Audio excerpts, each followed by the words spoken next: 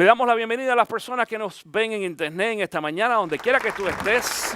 Gracias por estar en contacto con nosotros y bienvenido una vez más a otra enseñanza de Entre Páginas de la Biblia. Una señal cumplida es el título de la enseñanza en esta mañana. Una señal cumplida. La semana pasada hablamos acerca de aquellas personas que buscan también algún tipo de señal. ¿Y quién se acuerda cómo titulamos la enseñanza la semana pasada? ¿Quién se recuerda? En busca de profecía, correcto. Dale un aplauso a Stephanie. Mira, Stephanie, que es americana y habla inglés, está aún experimentando su español con nosotros. Wow, se acordó Stephanie, buenísimo. Ahora sí, correctamente, la semana pasada hablábamos sobre buscar o aquellas personas que buscan señales a través de las profecías. No hablamos de profecías de los últimos tiempos ni nada por el estilo, sino de este tipo de profecía donde la gente va a la iglesia en muchas ocasiones para que el pastor o el predicador o alguien le profetice, le diga a ellos qué va a pasar mañana, la semana pasada, el próximo mes o el próximo año. Y dijimos claramente de que ese no es un modelo bíblico. Yo le expliqué, si no estuviste aquí, pues vete allí al internet y vas a poder ver la enseñanza en nuestra página de internet ccvida.com. Pero en este día vamos a hablar de señales también. Este es un tipo de señal. Todos nosotros vivimos en base a señales. Es decir, pedimos y quisiéramos tener señales de muchas cosas. No es ningún problema. Y qué bueno, gracias a las señales. Si no fueran así, estuviéramos perdidos, hubieran muchos accidentes y demás. Sin embargo, también en lo espiritual, vamos a darnos cuenta de que necesitamos señales en muchas ocasiones para nuestra jornada espiritual. Es decir, en la vida cristiana también necesitamos algunas señales. No señales como estas que dijimos de la semana pasada, de las profecías falsas, donde nosotros queremos saber qué nos va a pasar en el futuro. Eso no es profecía, eso es adivinación. Y dijimos también que es parte de una costumbre pagana que se ha ido metiendo dentro de un carácter espiritual dentro de la iglesia, pero no es bueno ni es sano. Bueno, el pueblo hebreo, el pueblo de Dios, también tenía situaciones como esta. Hay una historia que aparece en el libro de Isaías capítulo 7, donde vamos a ver en esta mañana solamente un texto bíblico y después nos vamos a mover al texto bíblico del desarrollo de esta enseñanza, donde ese pueblo lo atacó dos pueblos más. Y entonces ellos estaban nerviosos, no sabían porque es decir, su vida estaba bajo amenaza de muerte. Iban a desaparecer. Estos dos otros pueblos eran más fuertes que ellos. Y entonces en medio de eso aparece allí Isaías. Y una cosa que el pueblo en el Antiguo Testamento, el pueblo de Dios siempre buscó, fue la oportunidad o el día en que viniera alguien que los liberara a ellos del yugo que estaban viviendo, inclusive hasta los tiempos de Cristo Jesús. Porque en el momento que Cristo Jesús, por ejemplo, aparece en la escena, el pueblo judío estaba subyugado bajo el poder de Roma. Y Roma había llegado a aquella ciudad, específicamente Jerusalén, y los había casi que aplastado. Porque ellos vivían bajo las leyes romanas, vivían bajo el sistema económico romano.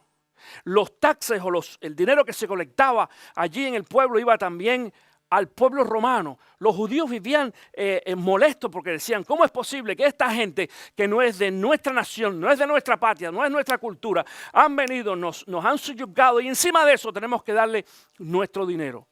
Y ellos esperaban entonces a alguien que se llama en la Biblia o se conoce como el título de Mesías. El Mesías prometido, porque en el Antiguo Testamento ese Mesías iba a venir a liberar el pueblo. Y ese Mesías se llamó, ¿cómo? Jesús. Lo que pasó fue que ese pueblo no recibió a Jesús como el Mesías hasta este momento. Si tú supieras que gracias a eso estamos tú y yo aquí como iglesia en el día de hoy. La razón por la cual Jesús establece la iglesia fue porque su propio pueblo, su propia gente lo rechazó. Dice, ustedes no quieren, ok, entonces voy a escoger a un nuevo pueblo. Y de ahí de los gentiles, aunque muchos judíos se unieron también, comienza lo que nosotros conocemos ahora como la iglesia cristiana. Ahora, todo eso comienza con una señal que en esta ocasión en Isaías capítulo 7, Isaías le da al rey de ese pueblo en aquella ocasión, Acab, y al resto del pueblo. Y quiero compartir contigo Isaías 7:14, tú lo puedes buscar allí en tu Biblia, y esto es lo que dice: por eso el Señor mismo le dará una señal. La joven concebirá y dará a luz un hijo y lo llamará Emmanuel. Cuando tú lees ese texto bíblico, conociendo ahora la historia, ¿qué tú crees sobre ese texto bíblico? ¿Qué pasó con ese texto? ¿Se cumplió o no se cumplió? Sí se cumplió. ¿En quién? En María. ¿Y en qué más? ¿Y en quién más?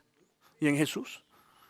Conociendo la historia bíblica sabemos de que hubo una joven que dio a luz también a un hijo y le puso Emmanuel. Y ese es Cristo Jesús, ese es el nacimiento de Cristo Jesús. Bueno, esto no fue la única señal que el pueblo pidió.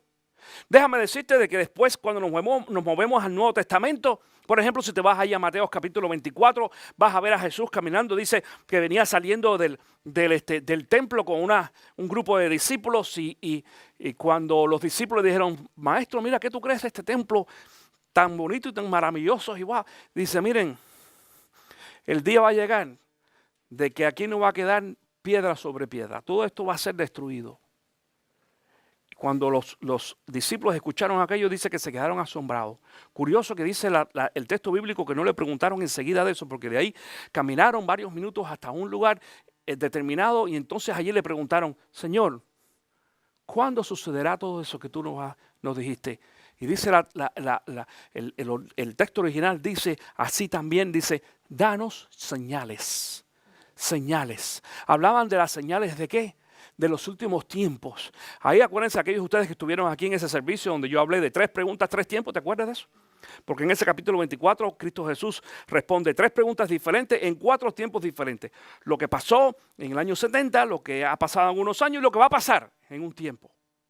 Y que digo lo que vamos a pasar en un tiempo porque en ese texto bíblico Jesús habla también de su segunda venida, mi querido hermano. Su segunda venida. La venida de Cristo Jesús cuando Jesús venga a recoger su iglesia. Y eso se llama ¿cómo? El rapto, el rapto. Pero déjame decirte lo que pasa. La mayoría de las personas no creen en el rapto. Es más, hay muchos cristianos que no creen en el rapto. Hubo una joven que entró yo hice una enseñanza, en una ocasión hice esta mención, y una joven entró a Facebook y me puso ahí, ¿de dónde usted sacó eso del rapto? El rapto no existe. La Biblia no habla de rapto. Entonces le tuve que escribir y decir, es cierto de que la palabra no usa, la palabra rapto no usa. Esa palabra no aparece. Pero sí aparece el concepto y le di varios textos bíblicos cómo dice de que Cristo Jesús va a venir y se va a llevar a su iglesia. Donde Pablo explica de que los muertos en Cristo resucitarán primero y después tú y yo vamos a ser transformados. Le doy toda la explicación. Digo, eso quiere decir rapto, raptar a alguien, llevarse a alguien. De la misma forma que la Biblia no habla de la palabra Trinidad. No aparece en la Biblia, es un concepto, es un principio bíblico. Con todo y eso, aquella joven me dijo, yo no creo en esos cuentos del rapto. Y es una cristiana, es cristiana. Eso hay muchos que no creen en eso de todas maneras. Pero hay otros que no creen, te voy a decir por qué. Hay algunos que no creen porque esta es una señal futurista. Algo que va a suceder en un futuro. Yo, y tú me has escuchado decirlo aquí en muchas ocasiones, soy de los que creo, mi querido hermano, de que esa es una señal que se va a cumplir muy pronto. Más pronto que lo que, como dicen por ahí, que lo que Gallo cante. Porque cuando vemos esas señales que dio Jesús, y mucha gente dice, pero pastor, la palabra dice, Jesús dice de que Él va a venir como ladrón en la noche. Como ladrón en la noche no quiere decir de que nosotros no nos vamos a enterar. Jesús va a venir como ladrón en la noche para los que no son parte de la iglesia, para los no cristianos. Pero para los creyentes nos dio señales. Señales. Cuando tú escuches ruido, número 1, cuando llegue la noche, si es como ladrón en la noche, cuando llegue la noche y ya estamos en noche hace mucho tiempo, porque no es la noche del día, es decir, de la luz del día natural, es la espiritual. Y este mundo está viviendo en la oscuridad hace mucho tiempo ya. Y ya los ruidos empiezan a indicarnos de que alguien anda por ahí. Y nosotros sí tenemos señales sabiendo de que Jesús viene pronto. No sabemos, no vamos a ser como los testigos de Jehová, no sabemos cuándo, es decir, no sabemos la fecha, el día y la hora, no lo sabemos. Pero sí sabemos que de acuerdo a las indicaciones que nos da la Biblia, la venida de Cristo Jesús está muy cerca y va a agarrar a muchos, inclusive a muchos creyentes, fuera de base, mi querido hermano. Entonces, hay muchas personas que no creen todavía en esa segunda venida de Cristo. La pregunta es, ¿por qué nosotros creemos? Y eso mucha gente me pregunta a mí, ¿y tú por qué crees y estás tan seguro de que Cristo Jesús va a venir una segunda vez a buscar a su iglesia? Te voy a decir por qué. Porque hace más de 2000 años hubo una señal en el libro de Isaías, capítulo 17, versículo 14, y esa señal ya se cumplió. Ya se cumplió. Y si Jesús cumplió la primera, va a cumplir la segunda también. Y Jesús va a regresar por su pueblo. Ahora, esto tiene mucho más implicación que simplemente el regreso de Cristo Jesús ni nada por el estilo, porque para eso tengo que explicarte entonces el primer cumplimiento, y es lo que vamos a hacer en esta mañana. Busca allí Gálatas capítulo 3 en este día. Gálatas capítulo 3. Y vamos a ver un poquito del 3 y un poquito del 4. Vamos a tratar de adelantar lo más posible en esta mañana dentro de esta enseñanza bíblica. Porque para poder creer en la segunda venida de Cristo Jesús, tú tienes que creer y estar seguro de la primera y de lo que significó la primera. Para aquellos de ustedes que les gusta tomar nota, tengan sus lápiz y papel allí listo. El espacio que les di en el guideline esta mañana en el boletín no es muy amplio, es muy pequeño por los anuncios. Así que espero que tú traigas lápiz y papel para hacer notas importantes en el día de hoy. Gálatas capítulo 3, voy a comenzar leyendo en el versículo 26 y después entramos en el capítulo 4. Dice el versículo 26, todos ustedes son hijos de Dios mediante la fe en Cristo Jesús. Porque todos los que han sido bautizados en Cristo se han revestido de Cristo. Ya no hay judío ni griego, esclavo ni libre, hombre ni mujer, sino que todos ustedes son unos solos en Cristo Jesús. Y así ustedes pertenecen a Cristo. Y si ustedes pertenecen a Cristo, son la descendencia de Abraham y herederos según la promesa. ¿Por qué somos la descendencia de Abraham? Porque te expliqué al principio de que Cristo Jesús vino a los descendientes de sangre de Abraham originales. ¿A quiénes fueron? A los mismos hebreos, a los judíos, a los israelitas. Y aquel pueblo no recibió a Cristo como el Mesías, lo rechazó. Y entonces nosotros venimos a tomar ese lugar. Dije también que no solamente nosotros, porque mucha gente piensa dentro de un concepto eclesiástico, diríamos teológico también, que solamente la iglesia va a ser la que va a ser redimida cuando Cristo venga. No, el pueblo hebreo también, porque de hecho Cristo Jesús viene a liberar a su pueblo. Esa promesa, mi querido hermano, la promesa de protección y cuidado y redención para el pueblo judío sigue en pie. Lo que pasa es que el día que eso suceda, tú y yo vamos a ser testigos, porque eso va a ser después del rapto de la iglesia, después de la boda del Cordero, en lo que se va a llamar la segunda venida de Cristo, donde todo el mundo lo va a ver, porque la primera, acuérdate, y déjame decir esto por aquellos de ustedes que quizás que no conozcan de este tema. Cuando Cristo venga a buscar a su iglesia, el rapto, no todo el mundo verá la venida de Cristo. Nosotros vamos a encontrar a Cristo, ¿en dónde? En las nubes, en las nubes. Entonces, para ti y para mí, esa es la segunda venida de Cristo. Para ti y para mí, porque Él vino por nosotros. Lo que va a ser la segunda venida de Cristo para el mundo, ya nosotros vamos a estar como parte de la venida de Cristo con Él en ese tiempo. Ahí entonces va a redimir y liberar al pueblo hebreo, al pueblo judío. Por eso Pablo hace esta introducción. Y en esta ocasión yo creo que tú entiendas de que Pablo le está hablando a la iglesia, a los cristianos. Aquellos en Galacia que no eran judíos inclusive, eran gentiles. No eran aún parte originalmente del plan original de Dios. Son ahora los hijos adoptados a Dios. Y de esto vamos a hablar en esta mañana. Entonces vamos a Gálatas capítulo 4, versículo 1 dice: Y en otras palabras, Ana va a explicar lo que dijo anteriormente. En otras palabras, mientras el heredero es menor de edad, en nada se diferencia de un esclavo, a pesar de ser dueño de todo. Es decir, aquellos de ustedes que saben, más que todo, aquellos que se criaron, por ejemplo, en cierta situación social, donde tenían, por ejemplo, algunos países usan, o se usaba, o todavía lo usan, la ama de llave. ¿En qué países se usa todavía eso? La ama de llave, por ahí en tu país sí. Eso quiere decir de que hay una señora en la casa que trabaja en la casa, y en algunos lugares le dicen sirvientas, pero una ama de llave es la encargada, que cuando los papás no están, ¿quién es la jefa? La ama de llave. No es la dueña de la casa, pero es la ama de llave. Ella es la que tiene control de todo. Por eso dicen ama de llave, porque tiene las llaves. Y aunque tú y yo seamos hijos de esa familia, como nosotros no somos lo suficientemente grandes para poder hacer las cosas que nos da la gana, como decimos, tenemos a una supervisora que es la ama de llave. Por eso dice entonces en el versículo 2, al contrario, está bajo el cuidado de tutores y administradores hasta la fecha fijada por su padre. Esa frase, la fecha fijada por su padre, márcala, ráyala ahí en tu Biblia, porque de eso vamos a hablar en un segundito.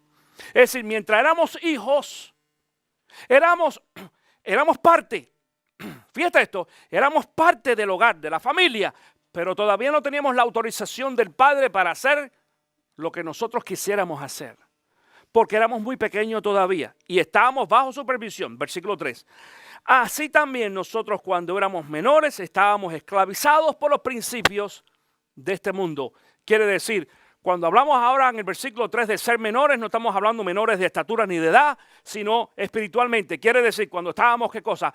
Fuera de la voluntad de Dios, cuando no éramos salvos, cuando no éramos creyentes, cuando no éramos cristianos. Y déjame explicarte esto, mi querido hermano, ¿por qué? Atención. Hay un concepto equivocado en el mundo que es muy común y más que enseña la Iglesia Católica, donde dice de que todos nosotros somos hijos de Dios. ¿Tú has escuchado eso? Hijos de Dios. Bueno, esto no es lo que nos enseña la Biblia. No estoy tratando de criticar negativamente a la Iglesia Católica, pero esta no es una enseñanza correcta.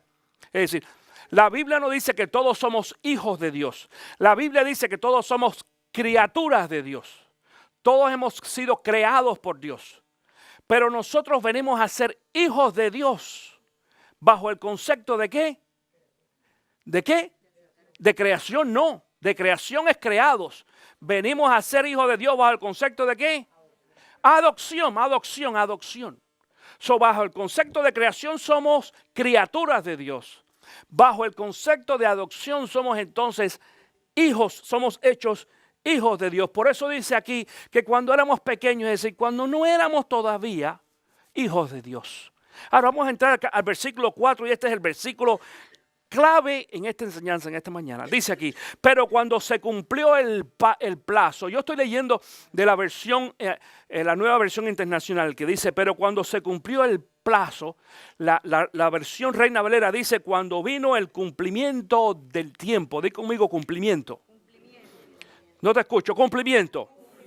Ajá, cuando vino el cumplimiento del tiempo, dice este texto bíblico, algo pasó. ¿Qué cumplimiento, pastor? Bueno, fíjate, esto tiene que ver con el versículo 2, porque si te vas un poquito más adelante al versículo 2, ¿te acuerdas que te dije que rayaras allí una frase donde dice, al contrario, está bajo el cuidado de tutores y de administradores hasta la fecha fijada por su padre? En las culturas nuestras, en la hispana también, por ejemplo, hay una fecha determinada que culturalmente se ha puesto cuando los jóvenes pasan de jóvenes a adultos. ¿Cuál es esa fecha? La mayoría de edad. Más o menos, de acuerdo al país, varía, pero generalmente, ¿qué fecha es esa? ¿Qué edad? 18 años. ¿Alguien dijo 15 años? 15, yo no sé 15 dónde, porque en Puerto Rico es 15. No creo, en Puerto Rico es 18 igual. Déjame decirle, la edad más baja es 18 en todo el mundo. La más alta es 21. Es más, en los Estados Unidos, para algunas cosas, tú eres mayor de edad a los 18, pero para otras a los 21. Para manejar, por ejemplo, a los 18, pero para comprar bebida, a los 21. ¿Tú ves cómo varía? Eso es una cuestión cultural. Y se ha calculado, estudios psicológicos se han hecho y demás. Sin embargo, vamos a hablar en esta ocasión de las niñas, de las muchachas, de las hembras que dicen en algunos países. ¿Cuál es la edad que más o menos se le pone a esa jovencita para decir pasó de la juventud a la adolescencia? 15. No, 15. Socialmente, ¿a ti te celebraron los 14 en tu país o qué? No, todavía no cumple, todavía no llega. Todavía no llega. Pero a las niñas en los países nuestros hispanos se les celebra ¿qué cosa? Los 15. Porque dice, ya es una señorita. ¿Me entiendes? Ya no es una jovencita, ya no es una niña, una señorita. En los Estados Unidos no es los 15, es los ¿qué? Los 16. Fíjate, en Estados Unidos es una por cuestión cultural. Yo quiero que entiendas que esto es cuestión cultural. No es exactamente, no hay una razón científica, nada por el estilo exacto. Pero digo esto porque para todos nosotros hay una fecha. Todos ponemos una fecha específica. ¿A qué edad te dieron a ti la llave de tu casa?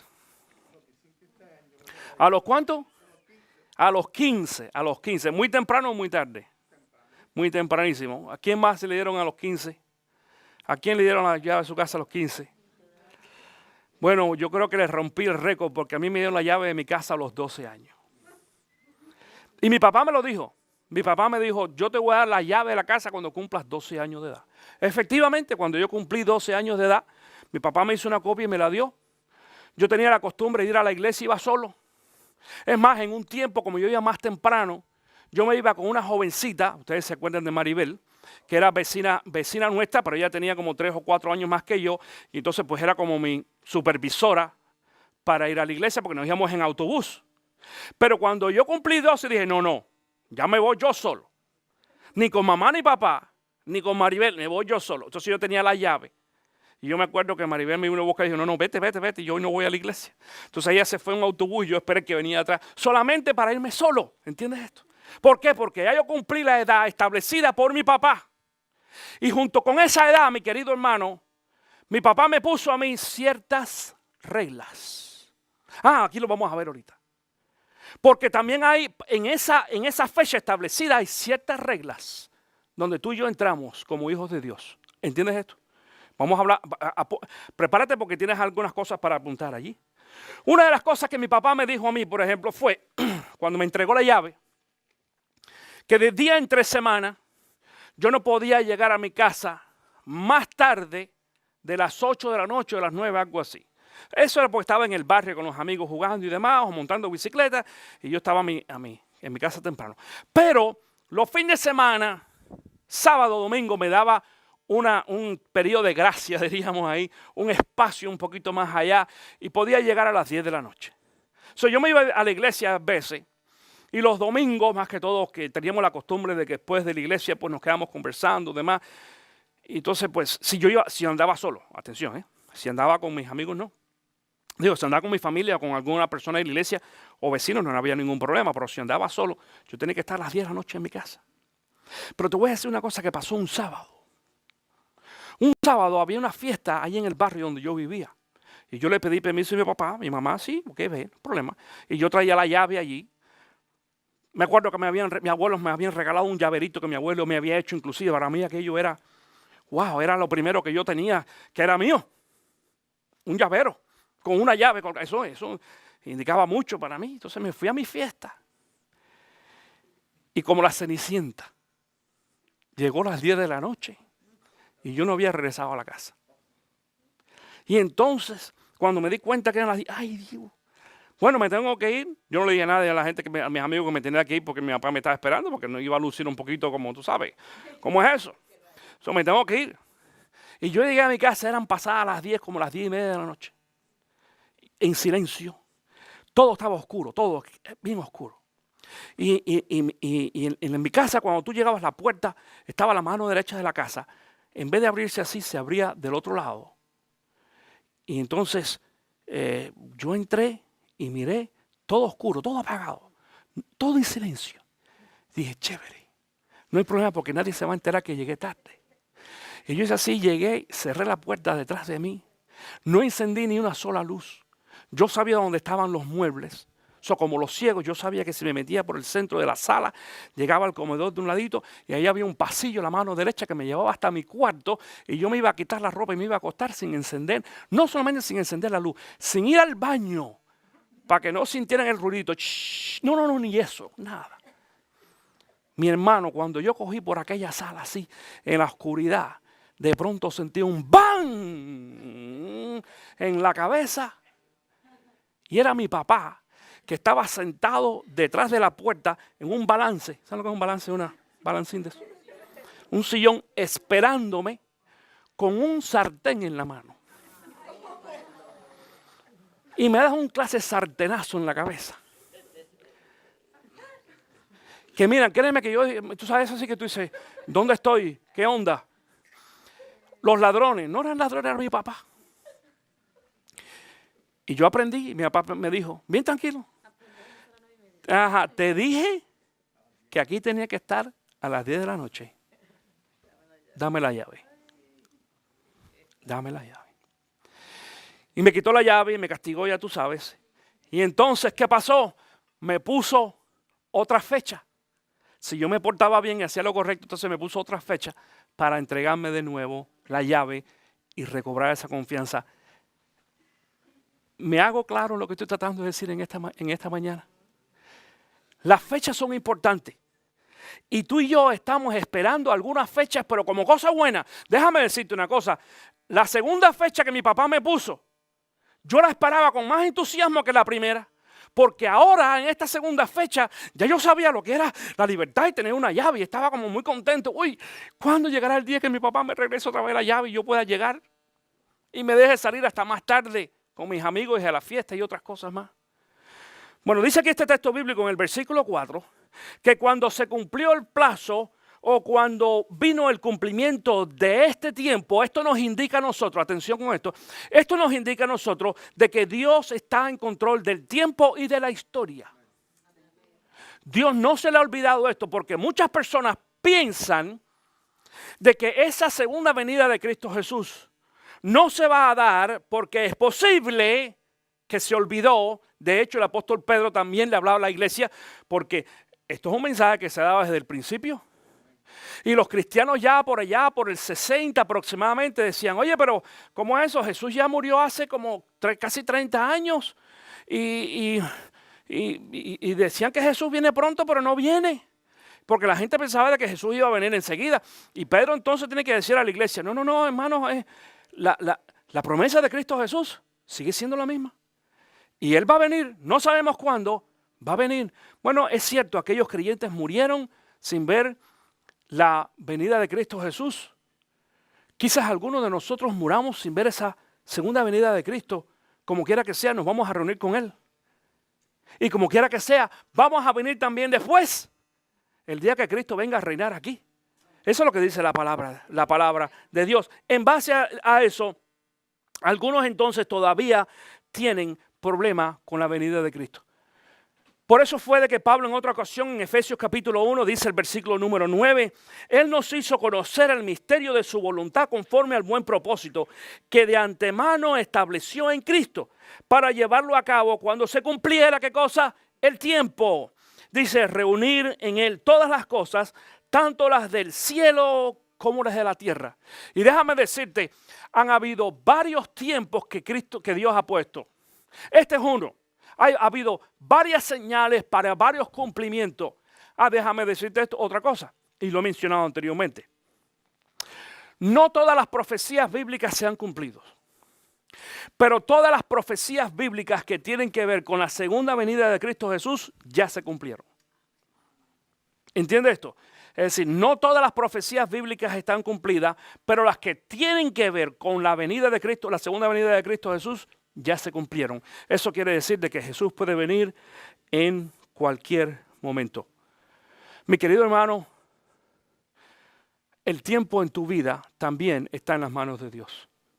Es decir, tu tiempo está controlado por Dios. Cuando digo tu tiempo, no estoy hablando espiritualmente en este sentido. Ahora, no estoy hablando de salvación. Si tú conoces a Cristo Jesús, tú estás garantizado dentro del tiempo de Cristo. Ahora estamos hablando de las bendiciones. Porque en muchas ocasiones decimos, pero yo le he pedido a Dios tal cosa y siento de que Dios me ha prometido y Dios me dice en la palabra que me protege y Dios me dice en la palabra que me va a bendecir con prosperidad, con abundancia. Acuérdense, cuando hablamos de prosperidad no estamos hablando de la teología de la prosperidad. Estamos hablando de la prosperidad integral que hemos hablado aquí, donde estamos hablando de lo material, de lo espiritual, de la salud, de toda una serie de cosas, incluyendo también la parte espiritual. Y muchas personas dicen, pastor, no veo eso porque hay un tiempo determinado. Un tiempo que no es el mismo para todos. El tiempo que Dios tiene para bendecirte a ti, no es el mismo tiempo que Dios tiene para bendecirme a mí. Cada uno de nosotros tiene un tiempo, pero ese día va a llegar y se va a cumplir.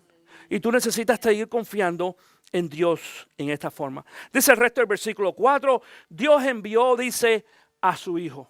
Esta palabra envió, es la palabra que nosotros conocemos en griego como apostelo. Y apostelo es un derivado de la palabra apóstoles, que quiere decir enviado. Fíjate esto, Cristo Jesús dice que fue enviado. Por eso fue que Jesús le dice, cuando Jesús ora en Juan capítulo 17, Jesús ora y dice al Señor, de la misma forma que tú me enviaste, yo los envío a ellos ahora. ¿Quiénes son esos ellos? Nosotros, los creyentes. De la misma forma que Dios envió a Cristo Jesús, dice, envía también a Cristo Jesús. No solamente envía a Cristo, envía al Espíritu Santo. Porque algo curioso que vamos a ver en esta mañana, en los versículos 4, 5 y 6, se hace mención aquí de la Trinidad completa. Se hace mención ahí del Padre, del Hijo y del Espíritu Santo. Curioso. Fíjate, en este texto bíblico no se dice o no se menciona la palabra Trinidad. ¿Por qué? Porque la palabra Trinidad en la Biblia no existe, no está. Es un principio que nos enseña la Biblia que Dios Padre, Hijo y Espíritu Santo son tres en uno. De ahí sale la palabra Trinidad. No solamente este principio aparece aquí, hemos discutido en otra ocasión, por ejemplo, 1 de Juan capítulo 5, ¿se acuerdan que habíamos hablado en una ocasión? Yo di el estudio aquí en la iglesia sobre lo que se conoce como la coma joánica. ¿Ustedes se acuerdan de eso? Que esa gran discusión de si la Biblia en realidad habla de la Trinidad. No habla no menciona la Trinidad, pero sí menciona el principio bíblico de Dios Padre, Dios Hijo y Dios Espíritu Santo. Es bíblico, pero sin embargo hay muchos que no creen en este concepto. Por ejemplo, los testigos de Jehová no creen en la Trinidad. No creen de que Dios es un Dios trino. No creen en eso. ¿Por qué? Porque para ellos, para empezar, Jesús no es Dios, no es divino. De eso vamos a hablar un poquito más adelante en otra ocasión. Dice el resto del versículo 4, nació de una mujer. ¿Sabes lo que quiere decir esto? De que Cristo Jesús en esta ocasión tiene toda la naturalidad, la naturaleza humana, tanto como tú y como yo. En algunas ocasiones se supone, no vamos a asegurar que esta es la razón por la cual Pablo hace esta mención, pero se supone de que lo hace quizás porque en aquellos tiempos habían un gran grupo de lo que se conocen como gnósticos. Los grupos gnósticos que todavía existen ahora, de ellos los testigos de Jehová, son una descendencia de esos grupos gnósticos. Los gnósticos surgieron muchos años antes de Cristo Jesús. Pero cuando el tiempo de Cristo y de Pablo, cuando escribe esto, los gnósticos, por ejemplo, enseñaban y creían de que no era posible, de que dentro el cuerpo humano, que es materia, pudiera existir un espíritu bueno o algo bueno. No podía existir, no era forma. Es decir, lo espiritual y bueno tenía que ser solamente espiritual. No había forma de hacer una mezcla. Entonces ellos no concebían en lo que nosotros conocemos ahora como la santidad o la transformación de nuestra vida a través del Espíritu Santo. Tampoco los gnósticos creían, ni algunos de ellos creen en estos tiempos tampoco, en la resurrección de los muertos. ¿Por qué? Porque cuando tú y yo resucitemos, dice la palabra de Dios, o aquellos que murieron en Cristo resuciten, dice la palabra de Dios de que el espíritu que Dios nos dio originalmente va entonces a tomar ahora posición en un nuevo cuerpo que Cristo nos va a dar, un cuerpo, dice, glorificado, es decir, perfeccionado, pero sigue siendo un cuerpo humano. Entonces los gnósticos dicen, no es posible. Nosotros no creemos en eso porque no es posible de que un espíritu que haya sido purificado por Dios pueda vivir en un cuerpo que sea humano, porque ellos consideran de que todo lo humano es malo. De ahí, por ejemplo, fíjate esto, los testigos de Jehová, y quiero decir esto, ahora a principio de año, en enero, yo voy a empezar o voy a dar una enseñanza, quizás de una serie de 2 enseñanzas sobre los testigos de Jehová. No te lo pierdas. ¿Qué creen? ¿Por qué creen? ¿Por qué creen así? ¿Por qué no creen en la Trinidad? ¿Por qué no creen en la resurrección? Muchas otras cosas más. No te pierdas esa enseñanza. Pero, por ejemplo, los testigos de Jehová, entre otras cosas, aparte de que no creen en el Espíritu Santo y no creen en la resurrección, ellos creen, como el resto de los gnósticos, en la teología de ellos está formada a través de, como si fuera una pirámide de dioses. Donde en esa pirámide de dioses hay diferentes niveles de dioses, entre ellos hasta arriba, pero no el principal de todos, hay uno que se llama Jehová Dios. Pero ese Jehová Dios no es tan perfecto. ¿Sabes por qué? Porque ese Jehová Dios creó a un hombre que es imperfecto. Y si ese hombre es imperfecto, entonces el Dios que lo creó no es perfecto tampoco. Bien curioso. De esa teología torcida que ellos enseñan, déjame decirte algo, eso no te lo enseñan cuando tú vas al Salón del Reino, te lo enseñan en las clases más privadas, en la preparación doctrinal que le dan a los líderes y demás, y así es que va creciendo, pero mucha gente no lo sabe. Dentro de esa enseñanza, por esta misma filosofía gnóstica, también creen, por ejemplo, de que Cristo Jesús y Satanás son primos hermanos. Eso es lo que ellos creen. Es más, creen de que Cristo Jesús fue concebido porque el espíritu de ese Dios tuvo relaciones sexuales con María. Eso es lo que creen los testigos de Jehová. Por eso nosotros decimos los testigos de Jehová no son cristianos. Es una secta gnóstica. En aquellos tiempos abundaban muchísimo. Pablo tenía esta lucha contra los gnósticos, contra la gente que se metía en la iglesia cristiana a decirle a los cristianos, no, la resurrección no existe. El día que te mueras te moriste, más nada, no va a pasar nada más. Por eso dice en esta ocasión entonces, como para reforzar la enseñanza de que Cristo Jesús es nacido, ¿de qué dice? De mujer. De mujer quiere decir, es tan natural como tú y como yo. Es decir, Cristo Jesús tenía sentimientos como tú y como yo. Aún dice la palabra que Jesús fue también tentado. No pecó, atención, no pecó, pero fue tentado. Dice la palabra de que fue tentado en todo y por eso Él nos entiende cuando tú y yo estamos bajo tentación.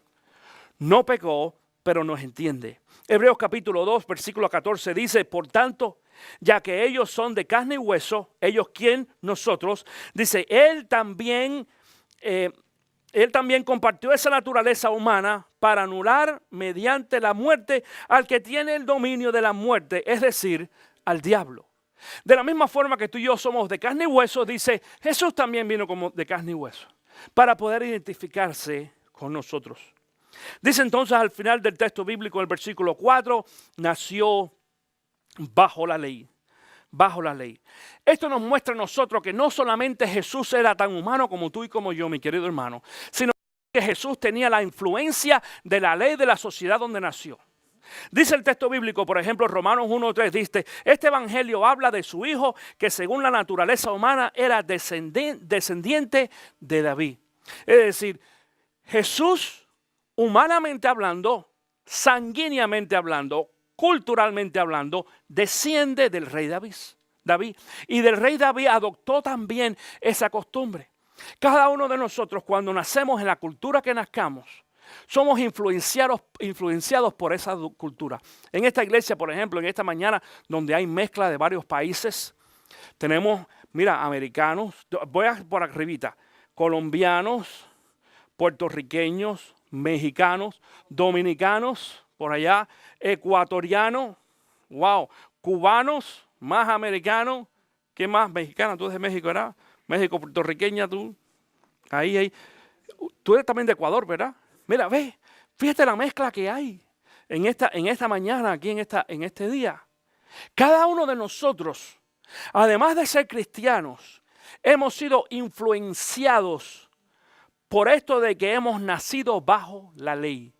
Cuidado, cuando hablas de que nacieron bajo la ley, no se refiere en esta ocasión solamente la ley mosaica, sino también la ley romana. Cuando Cristo nació, Cristo también vivía bajo la influencia de la ley romana, porque la ley de Moisés para los judíos era solamente en el ámbito religioso.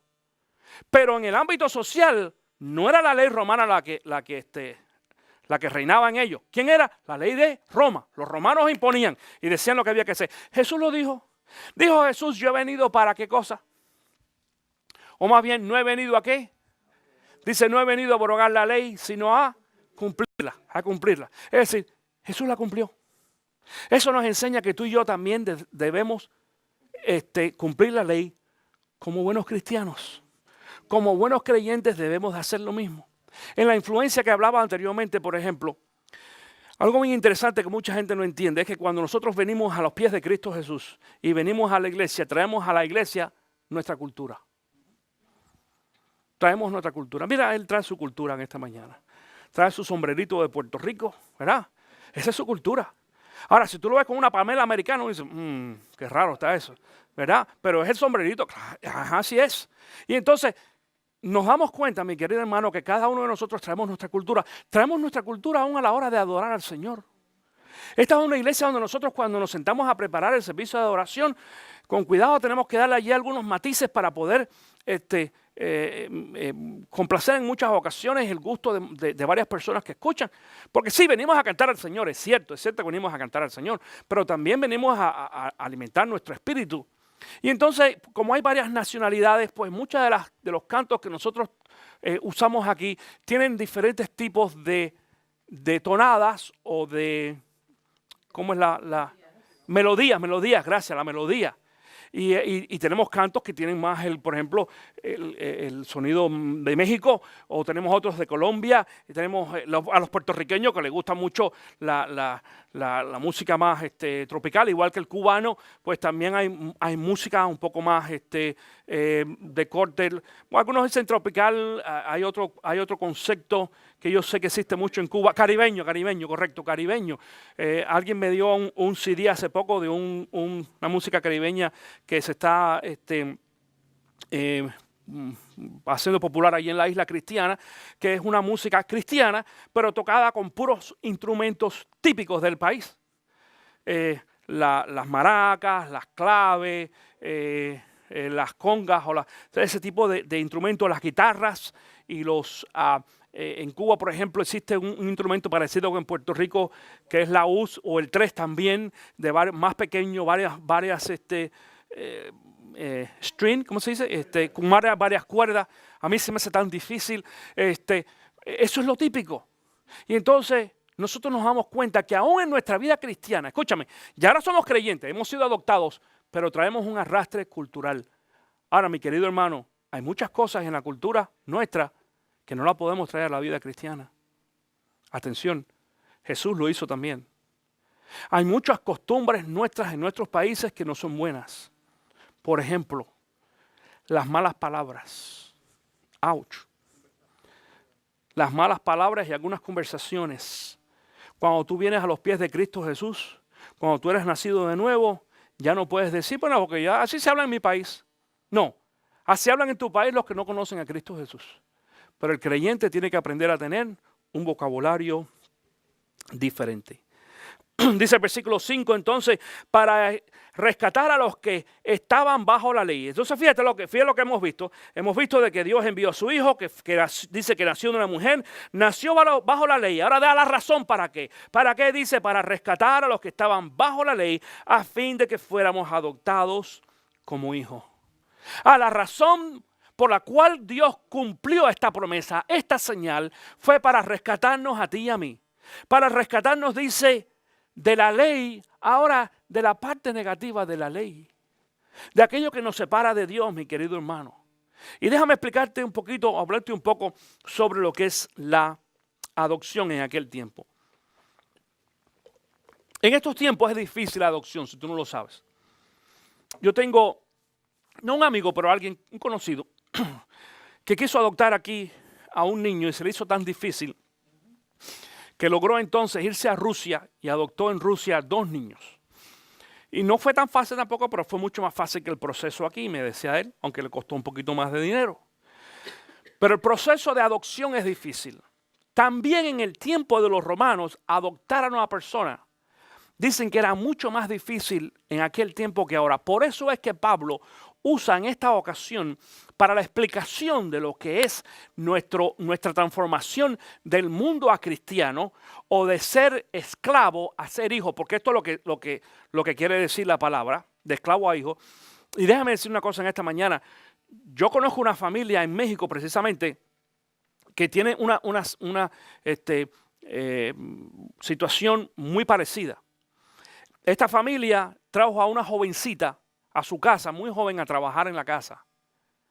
Y esta jovencita, en una de esas salidas, salió embarazada. Y esta familia la acogió. Yo sé lo que algunos de ustedes piensan, porque el diablo... Voy a jugar aquí el papel del diablo. Algunos dicen, ese fue el dueño de la casa quien la embarazó. No, esto no es una novela. Le estoy hablando de una... ¿Verdad que sí? Yo sé que algunos de ustedes dijeron, yo sé quién la embarazó. No, esto no es una novela, esto es de real. Esta muchacha fue violada y entonces salió embarazada y esta familia adoptó a esta muchacha y sigue siendo la sirvienta de la casa, pero ahora la niña de la casa, la hija de la sirvienta, tiene el apellido del señor de la casa. Y déjame decirte, eso es un problema en México. Los mexicanos entienden a lo que me refiero. ¿Por qué? Porque cuando tú le pones tu apellido a tu hijo, a un niño, quiere decir de que ese niño es tuyo. No, todavía no ha llegado la parte de heredar. Es tuyo. Es decir, si alguna gente tenía alguna duda si el niño... No, ahora sí estoy seguro que es de él porque le puso su apellido. Bueno, este hombre no solamente le puso el apellido a esta jovencita, yo la conozco, ya la jovencita tiene 20 y tantos años porque los conocí hace ya casi 30 años atrás. Y esta jovencita se acaba de graduar de la universidad. ¿Sabe quién le pagó la carrera? Su patrón. Y la mamá sigue siendo la ama de llave o la sirvienta en la casa. Ya ella no se le dice sirvienta. Porque esta muchacha, aunque tú veas a la familia original y a estas 2 muchachas, las ves totalmente diferentes en su apariencia física y demás, y te das cuenta que no son familiares físicos, pero han vivido tantos años que se conocen, se conocen tan bien, y hay tanta relación que esta niña le dice al señor de la casa, papá, también, fue adoptada. Ahora, el proceso de adopción en aquellos tiempos era muy tedioso, muy difícil en Roma. Y había varias cosas. Había un proceso legal que te ofrecía a ti privilegios cuando tú eras adoptado. Te los voy a decir en esta mañana, son 3 si lo puedes anotar. Número 1, las deudas eran canceladas. Todas tus deudas, si tú tenías alguna deuda, todas tus deudas eran canceladas por aquella persona que te adoptaba a ti. Número 2, todos los cargos criminales eran retirados. Es decir, si habías cometido un crimen, si habías hecho algo malo, se te borró. Ahora, esta persona que te había adoptado, tu nuevo papá, se hacía cargo de todo eso. Y número 3, ellos no podían ser desheredados por su nuevo padre. Eso quiere decir que el nuevo papá, si tenía otros hijos, tenía que repartir ahora la herencia con su nuevo hijo o hija adoptado. Tú sabes de que Cristo Jesús es el heredero universal de Dios. ¿Entiendes esto? Por naturaleza. Pero ahora, toda esa heredad de Jesús es compartida con millones de personas. No con uno, no solamente contigo, ni no solamente conmigo, con millones de personas. Yo te voy a hacer una pregunta. Si tú tuvieras una herencia de tu papá y tu papá ahora te dijera de que yo soy tu nuevo hermano, y lo tienes que compartir conmigo, ¿qué tú vas a pensar? No hay palabra. Mira, un niño dijo, no. Dice aquel, no, ¿qué va? Y es el más jovencito, dice, no, güey, José. Claro, todos nosotros tuviéramos problemas en compartir nuestra herencia con alguien. Sin embargo, mi querido hermano, en esta enseñanza bíblica, no solamente que Cristo compartió su herencia con nosotros, su herencia se hace nuestra porque Él sacrificó su vida por ti y por mí. Fíjate esto, Él entregó más que la herencia. Él entregó su vida para que tú y yo heredáramos lo que era de Él. Dice el versículo 5, ustedes ya son hijos. Dios ha enviado a nuestros corazones el espíritu de su Hijo que clama, ama Padre. Hey, el espíritu de Dios, de Cristo Jesús, dice aquí el espíritu de su Hijo. Eso es el espíritu de Jesús. Pero el espíritu de Jesús, ¿quién es? ¿Quién? El Espíritu Santo. Dentro del concepto de Trinidad que explicamos otra vez, Dios Padre, Dios Hijo, Dios Espíritu Santo es la misma persona. Por eso te dije anteriormente que en este texto bíblico se habla de Padre, Hijo y Espíritu Santo. La Trinidad en un mismo texto bíblico. Y dice que el Espíritu clama, Abba Padre. Sabemos, en otra ocasión se nos dice lo mismo. Que el Espíritu de Dios clama por nosotros. Es más, dice en otra ocasión, otro texto bíblico, que clama con gemidos, dice indecibles. Indecibles, cosas que no entendemos. El Espíritu clama por nosotros. Versículo 7. Así que ya no eres esclavo, sino hijo. Y como eres hijo, Dios te ha hecho también heredero. Ahora, la parte muy importante antes de concluir en esta mañana. ¿Qué herencia es esa? ¿Qué herencia es esa? Te digo esto porque fíjate, escucha. Vivimos en acuérdate que la semana pasada hablamos de qué, de las profecías. ¿Ah? Y algunas iglesias allí que manejan esto de las profecías un poco confuso. Y eso no es la profecía bíblica. Y es más bien adivinación. Y dijimos que es una mezcla del paganismo que se ha metido en la iglesia cristiana. Jesús lo dijo, Pablo lo dijo, está en la palabra que se iba a meter y se ha metido. Pero también ahora en esta cuestión de la herencia, también hay una enseñanza falsa dentro de la iglesia cristiana. Porque muchas iglesias que te hablan de la herencia, y parte de la herencia es lo que se enseña ahora, es un concepto, escucha esto, teológico, la prosperidad. El billete. El billete. Claro, porque cuando uno habla de herencia, ¿de qué uno habla generalmente cuando hablamos de herencia nosotros? ¿De dinero? ¿De dinero? Si te dicen tu abuelito o tu tío te dejó una herencia, ¿qué es lo que tú estás pensando? ¿Cuál es el signo que se viene a tu mente enseguida? Claro, dólar. No bolívar ni peso cubano, no, dólar. Dame el dólar. Sí, no, nada baratera. No, dólar, dame el dólar. Eso es lo que uno piensa enseguida. Y uno empieza a ver, de pronto empieza a ver casas y carros y viajes y cruceros. Y eso es lo que uno empieza a ver. Entonces, desgraciadamente, mi querido hermano, esta filosofía barata y mundana se ha metido en la iglesia cristiana, donde muchos maestros, entre comillas, maestros de la palabra de Dios, han metido en la iglesia cristiana que también para el cristiano hay esta herencia material. No, es falso, no es cierto. No estamos diciendo en esta mañana que vamos a ser pobres ni nada por el estilo, pero cuando Cristo Jesús, o cuando Pablo en esta ocasión habla de la herencia que nosotros tenemos, no es una herencia económica que va a ser remodelada por cosas materiales ni por dinero, mi querido hermano. Te voy a decir por qué va a ser. Y por falta de tiempo en esta mañana, no vamos a leer los textos bíblicos, pero tú los vas a leer en tu casa. Yo te voy a dar la cita bíblica y tú los vas a leer. Número 1 en el día de hoy. ¿Qué heredamos? 1. Lo primero que heredamos es el reino. Mateo capítulo 25, versículo 34. Te voy a dar la oportunidad para que tú lo apuntes y lo busques en tu casa. Si tú no lo lees en tu casa, entonces no vas a saber de qué estamos hablando en esta mañana y vas a seguir pensando que tu herencia es una herencia que te dejó el tío o el vecino. Yo no sé porque yo no te voy a dejar nada, ¿ok? Lo primero es el reino. Eso es lo primero que nosotros heredamos.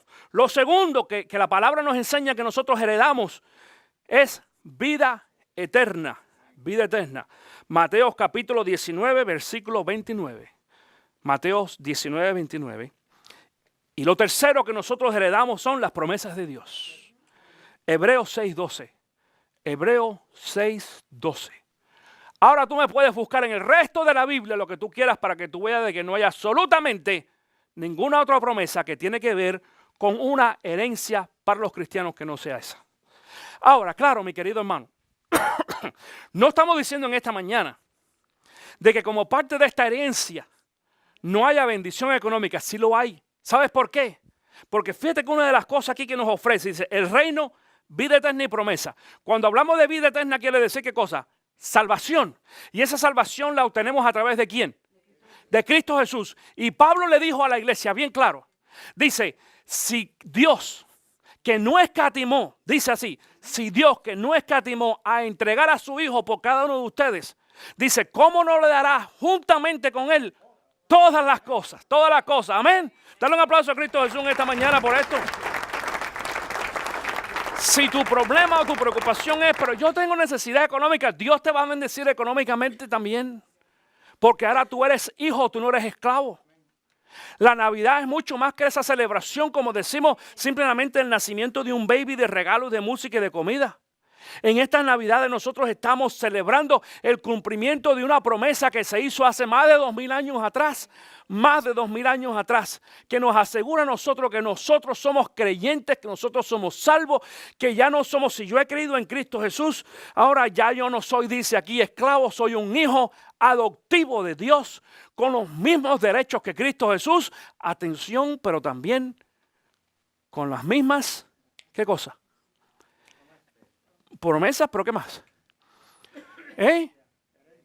Reglas, responsabilidades. Responsabilidades. Tenemos privilegios, pero tenemos responsabilidades. Tú tienes que mostrar ahora que tú eres hijo y no esclavo. Porque dice Cristo Jesús, Él mismo dijo, por sus frutos los conoceréis.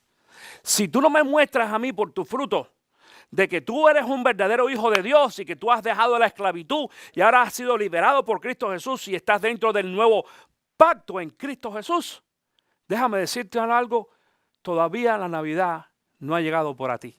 A lo mejor tú llevas muchos años celebrando la Navidad, pero todavía la Navidad no ha llegado para ti. Y es posible que en esta mañana hay alguien en este lugar que todavía no ha celebrado la verdadera Navidad. Y es que Cristo Jesús lo libere de ser esclavo y venga a ser un hijo adoptivo y un hijo que herede las bendiciones que Dios tiene para cada uno de nosotros. Todos esos ojos cerrados y toda cabeza inclinada en esta mañana. Para ti que me escuchas ahí o me ves en internet, es posible que tú tampoco le has entregado tu vida a Cristo Jesús anteriormente. Y este es el momento que tú tienes para venir delante de Dios y hacer una oración bien sencilla. Decirle a Cristo Jesús, Señor, yo quiero que tú me perdones de mis pecados. Me arrepiento en esta mañana. Libérame, hazme una persona nueva. Ven a morar en mi corazón. Yo también quiero ser un hijo, dejar ser esclavo y quiero ser hijo adoptivo ahora de Dios. Si tú has hecho esta oración tan sencilla, dice la palabra de Dios, que el Espíritu, en este texto que hemos leído, el Espíritu mismo del Hijo, que es el Espíritu Santo, viene a morar en ti y te sella. El Espíritu Santo te sella eternamente. Y en estos momentos dice Cristo que cuando Él nos tiene en sus manos no hay nada, absolutamente ni nadie que nos pueda arrebatar de las manos de Cristo Jesús. Para aquellos de ustedes que están aquí entre nosotros en este día, esta es la oportunidad que tú tienes también de ir a Cristo Jesús en oración allí y decirle, Señor Jesús, yo también quiero ser hijo tuyo. Yo no quiero ser esclavo, yo no quiero ser de segunda clase. Y tú me has dado una promesa por lo que yo he escuchado en este día. Y yo quiero entregar mi vida en esta mañana en las manos de Cristo Jesús, para que tú me limpies, para que tú me salves, para que tú, Señor, traigas cambio a mi vida. Yo quiero también ser hijo adoptivo tuyo. Díselo a Jesús en esta mañana y tú verás cómo Jesús te perdona, te salva, te restaura y te trae a una nueva comunión en Cristo Jesús. Padre, gracias por la oportunidad que nosotros hemos tenido de presentar tu palabra en esta mañana. Pero gracias sobre todas las cosas porque cada uno de nosotros podemos decir en este día de que somos, Señor, hijos tuyos.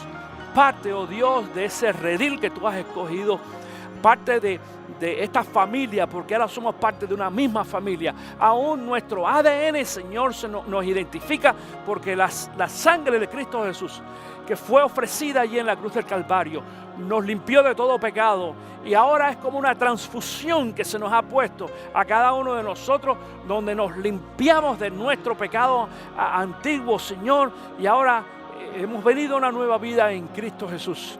Te damos gracias, Señor, por esto, y te damos gracias también porque tú nos has adoptado en la familia. Lo has hecho gratuitamente. Nosotros no lo merecíamos, pero reconocemos, Señor, de que tú voluntariamente nos amaste desde un principio. Hiciste el sacrificio aún de ofrecer a Cristo Jesús en la cruz, quien murió por nosotros, y por eso nosotros ahora disfrutamos de un nuevo tiempo, una vida nueva y diferente en Cristo Jesús. Una vez, Señor, una vez más, te damos gracias y glorificamos el nombre de Jesús por esto. Y así oramos en el nombre de Cristo Jesús. Amén y amén.